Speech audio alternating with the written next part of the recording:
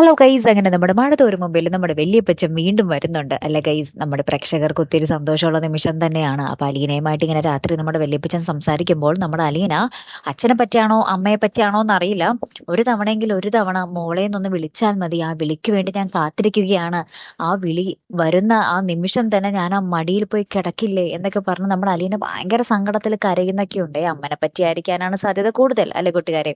അപ്പുറത്താണെങ്കിൽ നമ്മുടെ സ്റ്റാൻലിയുടെ അനിയന്മാരുണ്ടല്ലോ, അവര് വിളിച്ചിട്ട് പറയുന്നുണ്ട്, ഞങ്ങൾക്ക് എന്തൊരു നാണക്കേടാണ് നിങ്ങൾ ആ പെണ്ണിനെ അവിടെ താമസിപ്പിക്കുന്നത് എന്ന് പറയുമ്പോൾ നമ്മുടെ സ്റ്റാൻലി പറയുന്നുണ്ട്, എന്റെ മകൾ അനാഥാലയത്തിൽ നിൽക്കുന്നതിലും നല്ലതാണ് അവിഹിത സന്തതി എന്നും പറഞ്ഞ് എന്റെ കൂടെ നിൽക്കുന്നത്, എനിക്ക് അതിലൊരു മാനക്കേടുമില്ല എന്നൊക്കെ പറയുന്നുണ്ടേ.